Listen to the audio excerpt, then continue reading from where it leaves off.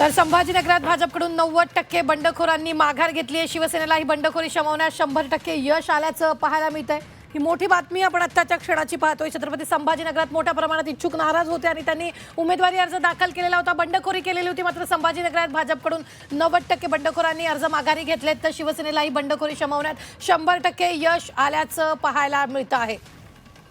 या संदर्भात ताजे अपडेट देत आहेत आपले प्रतिनिधी विशाल करोळे। विशाल, मोठ्या प्रमाणात इच्छुकांची नाराजी तर झालेली होती, मोठ्या प्रमाणात बंडखोरांनी उमेदवारी अर्ज भरलेला होता, मात्र आता शिवसेनेला 100% बंडखोरांना शमवण्यात यश आल्याचं बोललं जात आहे।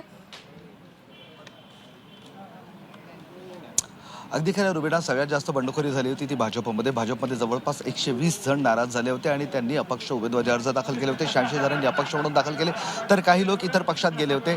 यातील 90%पेक्षा जास्त लोकांना बंड शमवण्यात यश आल्याचा दावा भाजपने केला आहे। भाजपची मंडळी अशी दिवसभर ऑफिसमध्ये बसून होती, या ऑफिसमध्ये बसूनच ते अशा पद्धतीनं जे नाराज उमेदवार होते त्यांना शांत करण्याचा, त्यांना शमवण्याचा प्रयत्न करत होते आणि अखेर आता त्यात यश आलं असल्याचं सांगण्यात येतं।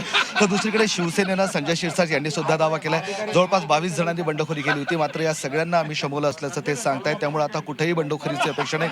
तर MIM मध्ये जी 16 उमेदवारांचे तिकीट कापले होते त्यापैकी जवळपास 16 पैकी 16 जणांना शमवण्यात आल्याचं यश आल्याचं ते सांगतायत। मंत्री अतुल सावे आपल्यासोबत आहेत। सर, काल रात्री 4 वाजता झोपले, दिवसभर बिझी होते, किती यश मिळवलं बंडखोरांना शमवण्यात?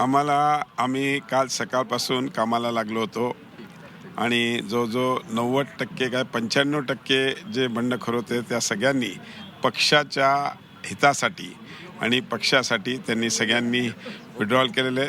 2-4 लोक आता राहिले, ते कसं असते काही लोकांना त्यांचाही आम्ही पुढे मागे पाठिंबा घेऊ, पण आम्हाला नक्कीच खात्री, आम्हाला आनंद आहे की सगळ्या भारतीय जनता पार्टीच्या कार्यकर्त्यांनी आज पार्टीसाठी म्हणजे पार्टीच्या हितासाठी आणि आपला पार्टीशी लॉयल्टी असते, आपल्या पार्टीची कमिटमेंट असते, हे घेऊन कुठलीही शर्त न ठेवता अनेक लोकांनी माघार घेतली आणि अनेक अपक्ष पण जे पक्षाशी निगडीत नव्हते अशाही काही लोकांनी आज भारतीय जनता पार्टीच्या फेवरमध्ये बरं विशाल, अगदी विशाल, धन्यवाद ताजे अपडेट देण्यासाठी। आम्ही वेळोवेळी तुमच्याकडून या संदर्भातले ताजे अपडेट घेत राहणार।